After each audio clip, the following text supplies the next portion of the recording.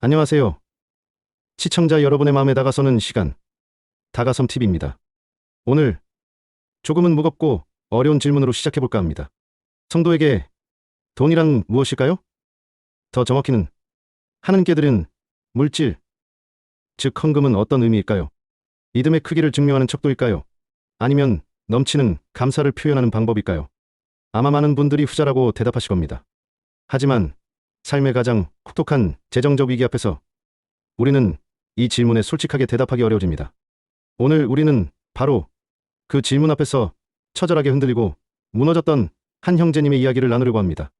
한때는 잘 나가던 사업가였지만 하루아침에 모든 것을 잃고 필조라는 무거운 현실 앞에 서야 했던 비 집사님의 용기 있는 고백입니다. 제가 집사님의 마음이 되어 그 피눈물 나는 기록을 읽어내려겠습니다. 보시기에 앞서서 좋아요, 구독과 끝까지 시청해주시면 영상 만드는데 큰 힘이 되겠습니다. 자, 시작해보겠습니다. 제 인생의 계산기에서 11조는 가장 누르기 쉬운 숫자였습니다. 매달 수입의 맨 앞자리 숫자를 지우고 헌금 봉투에 넣는 것은 고민거리가 아니라 자랑거리였습니다.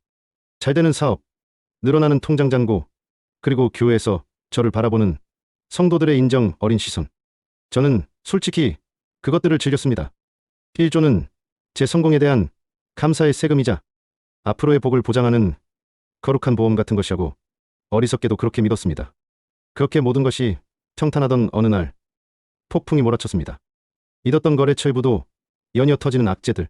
제가 평생 쌓아 올린 줄 알았던 사업이라는 성은 모래성처럼 허무하게 무너져 내렸습니다. 남은 것은 빚독촉 전화와 아내의 마른 눈물, 그리고 텅 비어버린 통장이었습니다. 진짜 지옥은 그때부터였습니다. 모든 것을 잃고 맞이한 첫 주일 아침, 저는 평생 느껴보지 못한 감정 앞에 서야 했습니다. 제 손에는 아내 몰래 비상금으로 숨겨두었던 빳빳한 지폐 몇 장이 전부였습니다. 다음 주 아이의 분유값과 기저귀 값이었습니다. 그런데 그 순간 제 머릿속을 지배한 것은 11조, 세 글자였습니다. 이걸 드려야 하나? 이걸 드리면 우리 아이는? 아니, 이걸 드리지 않으면 하나님이 벌을 내리실까? 믿음이 없어서 사업도 망했는데 이제 11조도 못 내는 나는 완전히 버림받은 것인가? 그날 예배당 구석에 앉아있는데 강단 위의 십자가는 보이지 않고 목사님의 손에 들린 헌금 바구니만 보였습니다. 평소 저를 향해 비집사님, 믿음이 참 좋으세요라고 칭찬하시던 성도들의 눈을 마주칠 자신이 없었습니다. 저는 그날 난생 처음으로 헌금 봉투에 아무것도 넣지 못했습니다. 텅 빈 봉투를 내는 제 손이 부끄러워 견딜 수가 없었습니다.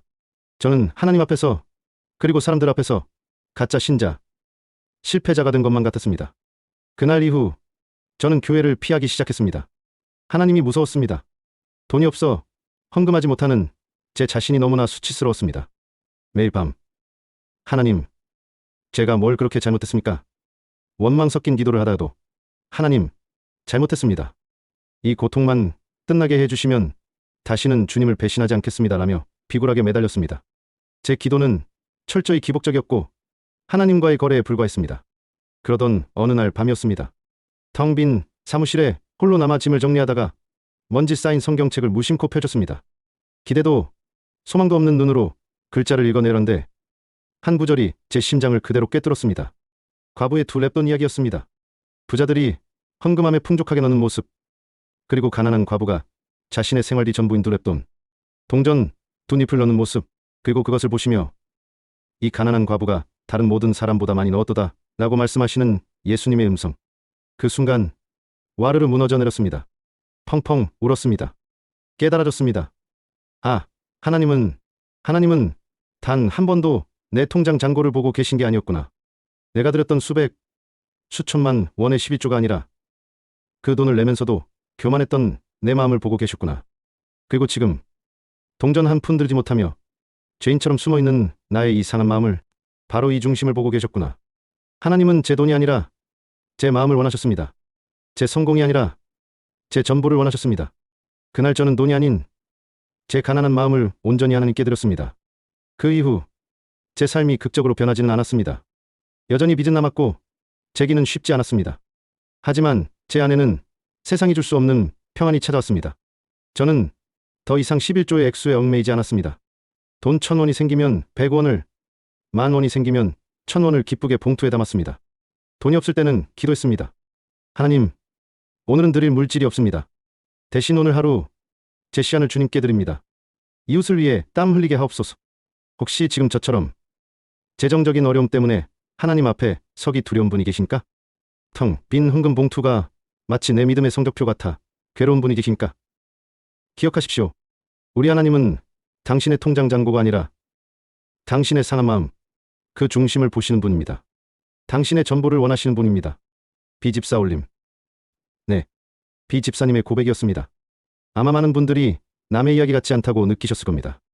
이처럼 돈의 문제는 우리의 신앙 가장 깊숙한 곳과 연결되어 있습니다. 비집사님의 간증은 우리에게 만연한 기복신앙에 대해 아주 중요한 질문을 던집니다. 우리는 언제부턴가 많이 심으면 많이 거둔다는 성경의 원리를 마치 세상의 투자, 공식처럼 오해해버렸습니다. 헌금을 많이 하면 하나님이 사업의 성공과 건강을 보장해 주실 것이라는 은밀한 거래 심리가 우리 안에 자리 잡고 있었던 것은 아닐까요? 하지만 오늘 비집사님은 우리에게 보여주십니다. 하나님의 계산법은 세상의 계산법과 완전히 다르다는 것을요. 주님은 우리가 얼마를 드렸는지가 아니라 우리에게 남은 것이 얼마인지를 보십니다. 아니, 그보다 더 깊은 우리의 중심, 우리의 마음을 보십니다. 고린도후서 말씀합니다. 각각 그 마음에 정한 대로 할 것이요. 인색함으로나 억지로 하지 말지니 하나님은 즐겨내는 자를 사랑하시느니라. 억지로가 아니라 즐겨내는 자.